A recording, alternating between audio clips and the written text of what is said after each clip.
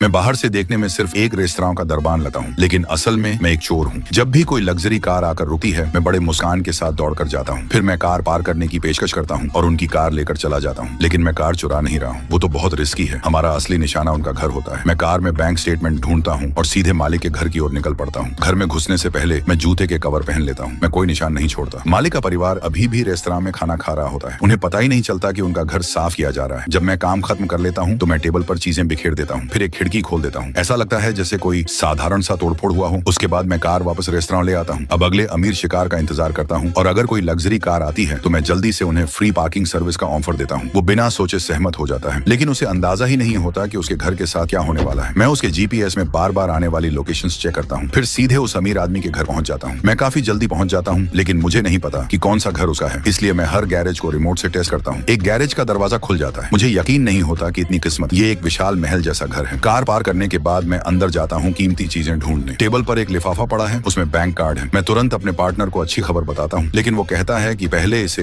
Activate करना होगा। मैं बेडरूम में अमीर आदमी का फोन ढूंढता हूँ, वॉइस प्रॉम्प्ट्स फॉलो करके कार्ड एक्टिवेट कर देता हूँ। तभी ड्रॉर में हैंडकफ्स दिखते हैं। ये अमीर आदमी साफ साफ अच्छा इंसान नहीं है। मेरा पार्टनर कहता है कि अब तुरंत निकल जाओ। मैं कार से बाहर निकलने की कोशिश करता हूँ। अमीर आदमी कहता है कि कार से बाहर निकलो। मैं कार से बाहर निकलने की कोशिश करता हूँ। अमीर आदमी कहता है कि अभी बाहर निकलो, लेकिन एक अजीब दरवाजा मेरी नजर में आता है। पूरे घर में सिर्फ यही दरवाजा लॉक है। अंदर जरूर कोई कीमती चीज होगी। मैं कार की चाबियों से ट्राई करता हूँ। एक चाबी काम कर जाती है, लेकिन अंदर जो मैं देखता हूँ वो मुझे स्तब्ध कर देता है। कमरे में एक लड़की बंद है। चारों तरफ टॉर्चर डिवाइसेस हैं। फर्श पर ताजा खून के धब्बे हैं। मैं उसके पास दौड़ता हूँ, फिर उसके मुंह से गैग निकालता हूँ। मैं उसे यहाँ से निकालने वाला होता हूँ, लेकिन वो कहती है कि कमरे में कैमरे हैं। मेरा पार्टनर अचानक समझता है कि अमीर आदमी रेस्तरां से निकल चुका है। वे गंभीर मुश्किल में है। वो मुड़ता है और अमीर आदमी ठीक वहीं खड़ा है। पता चलता है कि अमीर आदमी जल्दी निकलना चाहता था। मेरा पार्टनर झूठ बोलता है और उसे थोड़ा रुकने को कहता है। फिर वो जल्दी से मुझे कांटेक्ट करने की कोशिश करता है। लड़की डर जाती है कि मैं उसे छोड़ दूंगा। मैं वादा करता हूँ कि बाद में वापस आऊंगा उसके लिए। इसी बीच अमीर आदमी अपना फोन निकालता है। वो घर के कैमरा फीड खोलता है। सौभाग्य से उसे कुछ संदिग्ध नहीं दिखता। मैं सच में लड़की को बचाना चाहता हूँ, लेकिन समय खत्म हो रहा है। मैं जल्दी से रेस्तरां वापस पहुंचता हूँ, फिर अमीर आदमी को कार लौटा देता हूँ। अमीर आदमी के जाने के बाद मैं अपने पार्टनर को सब कुछ बताता हूँ, लेकिन मेरा पार्टनर बहुत डरा हुआ है। वो कहता है कि हम पकड़े जाएंगे। वो मुझे कहता है कि इसमें मत पड़ो। इसी बीच अमीर आदमी घर पहुंचता है। वो अपना स्मार्ट होम सिस्टम चेक करता है। उसे पता चलता है कि लाइट जलाई गई थी। जब वो बेडरूम में पहुंचता है तो बिस्तर पर निशान है जहाँ कोई बैठा था। वो सीक्रेट रूम की तरफ दौड़ता है। लड़की अभी भी बंद है, लेकिन वो कोई रिस्क नहीं लेना चाहता, इसलिए अमीर आदमी सारे सबूत साफ कर देता है। वो लड़की को अपनी कार में बांधता है, फिर पुलिस के पास जाता है और चोरियों का कबूलनामा दे देता है। पुलिस चीफ अमीर आदमी के घर जाता है, लेकिन जगह पूरी तरह साफ सुथरी है। उसे कुछ संदिग्ध नहीं मिलता। बातचीत के दौरान अमीर आदमी के जवाब परफेक्ट हैं। चीफ सोचता है कि मैं बस उसे बेवकूफ बना रहा हूँ, इसलिए वो अमीर आदमी को छोड़ देता है। अब हमें खुद एक्शन लेना होगा। अमीर आदमी के जाने के बाद हम उसके घर में घुसते हैं। हम सोचते हैं कि हम बहुत सावधान हैं, लेकिन ये सब अमीर आदमी का जाल है।